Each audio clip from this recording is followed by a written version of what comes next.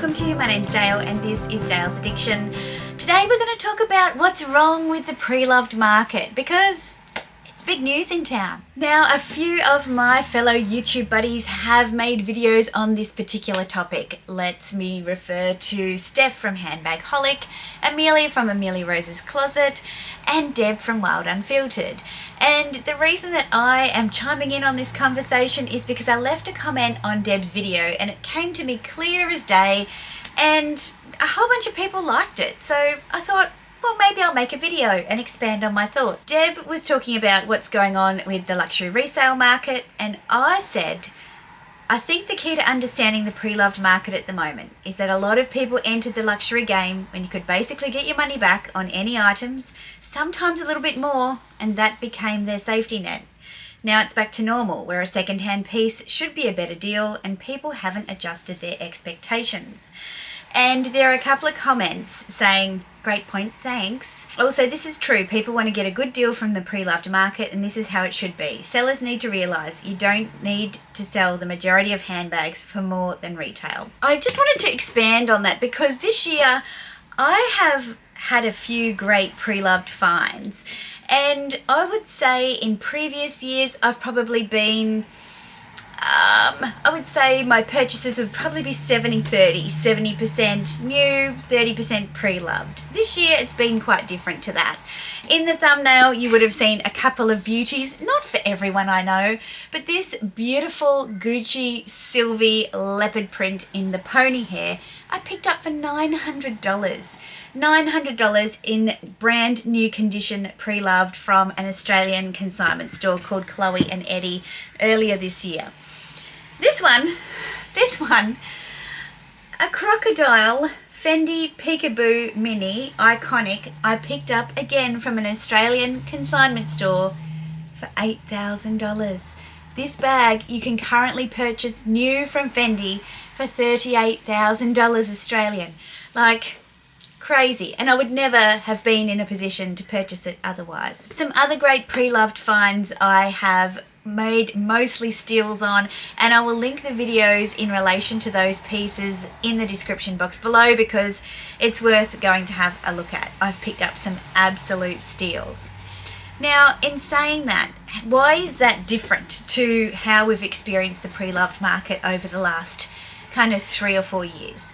Obviously, there was this big global pandemic, and yes, everybody's of the opinion that we stayed home, we weren't spending our money, and so we looked forward to the courier rocking up with luxury purchases. I don't think that was the case for a lot of people, but in this tiny little luxury niche on YouTube, I have met a lot of people who really got into handbag collecting by virtue of the pandemic. And certainly, even though I was purchasing handbags, you know, quite a ways before, I do think that the combination of having the time and the community connection through Instagram and YouTube, and then starting my own YouTube channel, definitely had a multiplier effect on what I was buying. But what I would say is that for me, I guess, well, I'll talk about for me, then I'll talk about more generally. For me, buying pre-loved has never been about the absolute steal. The steal is something that's an absolute benefit for sure. But for me, it's been about picking up things that I couldn't get from the boutique because they were extremely limited. Now, Chanel is a great example of this. The Chanel heart bag, it was offered to VIPs, they took it, they sold it on, they made some money, and then suckers like me paid over retail for it because we desperately wanted it but we couldn't get it. This Chanel sandbag from the 19S collection, Carl's last collection, or one of the last collections, again, it was one of those I would never have been offered in the boutique, and I was able to pick it up pre-loved for about the same as the retail price. So even though it was a bag that was 5 years old or close to 5 years old, I still played close to retail price for this, but not over. This Fendi First in the Fox in the beautiful mint colour that I literally just picked up from a friend a couple of weeks ago now was a piece that I couldn't get here in Australia. Tried when I was in Europe last year to pick one up, to no avail, and it just so happened that she was able to get one through the London sales associate, shipped to Australia, and then she didn't want it anymore, so she sold it to me. So for me, Preloved is about, or has been about, I should say, collecting pieces that I couldn't get from past collections, and typically I want them in tip-top shape. I want a full set. I want the authenticity guaranteed. I want the cards, I want the receipts, I want the box, I want the dust bags, I want everything, because that's how I like to shop luxury. Now I know that that's not the same for everybody. A lot of people shop vintage / pre-loved for a bargain. Either they think the vintage version was better, or there's not enough difference between the vintage version and the re-edition for it to be worth the thousands of dollars in price difference, or they simply like things that are a little bit more unique. A lot of people entered the luxury pre-loved market because they get really bad experiences in the boutique, and I certainly have a few friends that I've met through this channel who just have not had the best experiences in luxury stores, and therefore they play their own game about find the best deal for luxury wherever you can find it. And it's not so much about the experience, it's about winning the piece for the best price possible. So having a win, I guess, against those houses that haven't particularly been that kind in how they have treated their customers, or some of their customers. So given that we all have these different experiences, what should we be expecting from the pre-loved market? In my opinion, even when I have sold, and I have sold at vlog sales, I've never sold above today's retail price for any of my pieces. I have sold at today's retail price for pieces that I bought a couple of years ago because they were more exclusive, like my Chanel Mini, and you know, I was able to make a small amount of money on the difference between what I paid for that bag and what I sold it for. But typically speaking, for me, I try and match the most reasonable price for today, or at least used to try and recover, if it was a in-demand bag, the price that I paid for it, assuming that I was selling it some years later. Now that worked for my Lady Dior in the black with gold hardware. I'll put a picture of it over here. That bag I had for about 3 or 4 years, I would say, by the time I sold it. It was in a classic colour combination. I think when I bought it, it was probably around the $5,000 mark, and I was able to sell it for the $5,000 mark, even though the retail price was like $7,500.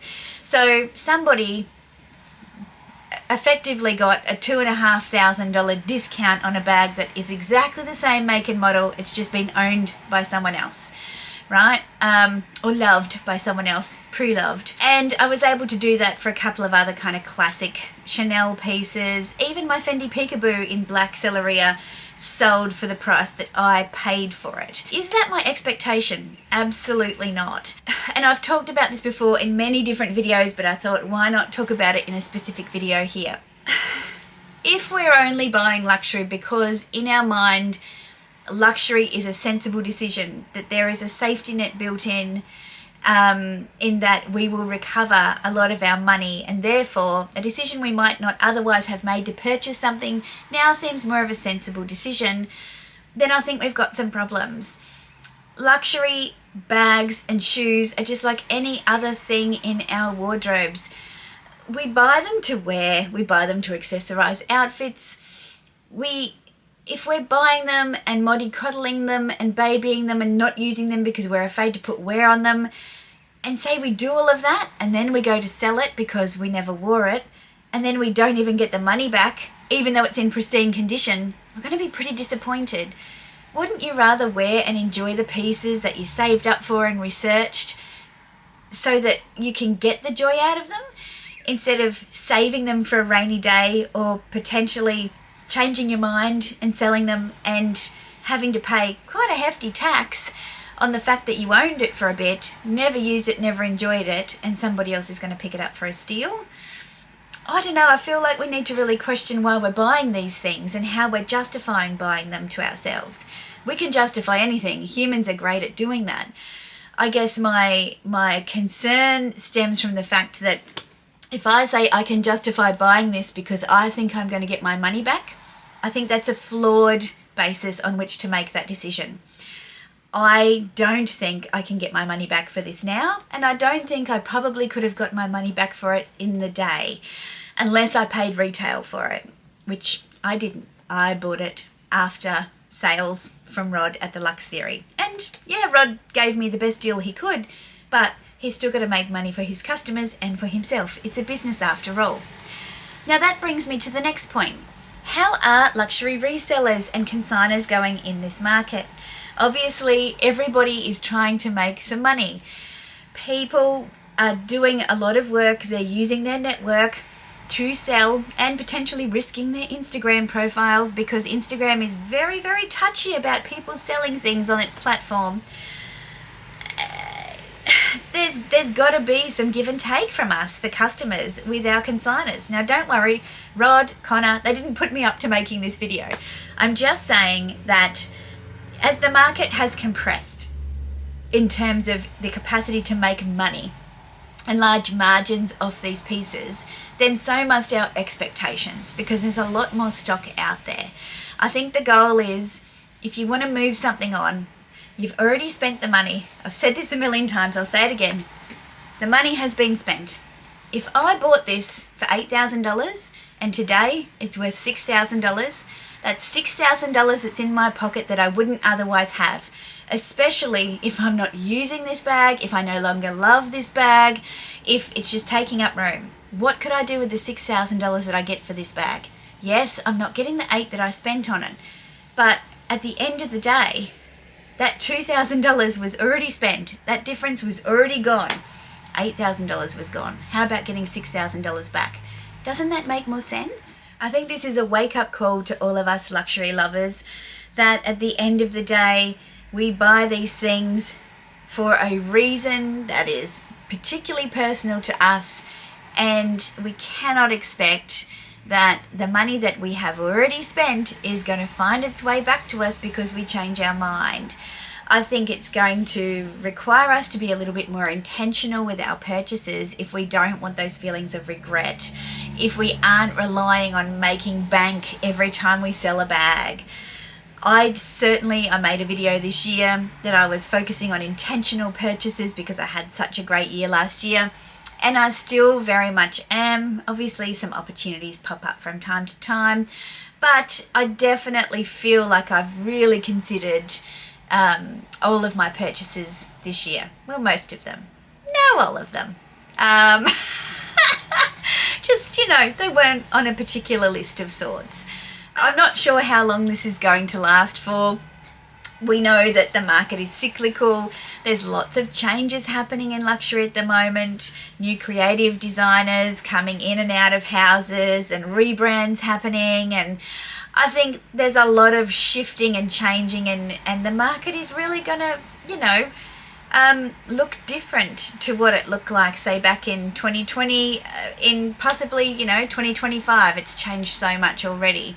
And so if we continue to be avid consumers of these pieces, it's probably worthwhile shifting our mindset in terms of what we expect when we bring them into our homes and when we no longer want them anymore.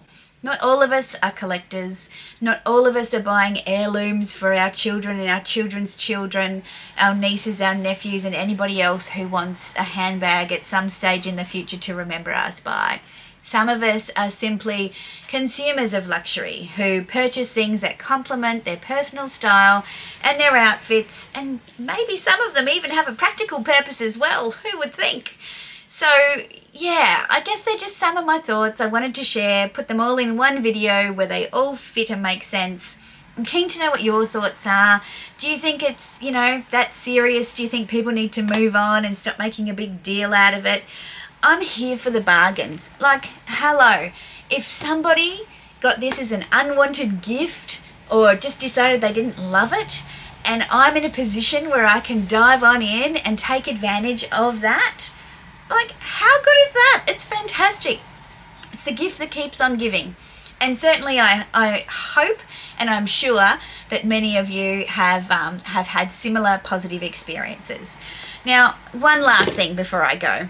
Obviously, with the amount of pre-loved goods on the market and the exceptional workmanship of those who are making replicas, or should we just say fake bags. It is a bit scary in terms of what is real and what is not, and where you can go for authentication. Now in Steph's video, she actually had a great code for a discount for online authentication. I'll send you to her video. You can go and watch the video and get the code there.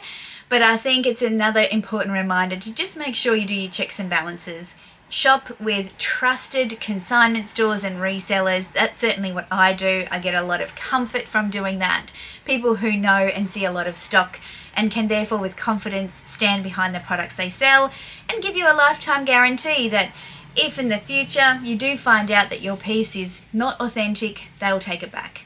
And I think that is definitely great peace of mind. All right, well, that's the end of my TED Talk. Thank you for listening. If you've got something to add, please pop it in the comment section down below. Give this video a thumbs up. It helps the algorithm and sends people here to watch it as well. Don't forget to check out Steph, Deb and Amelia's videos, which will be linked in the description box below. I'd love to see you back for my next one, so consider subscribing if you haven't already and hit the bell notification just so you don't miss any of my videos. Until the next one, ciao!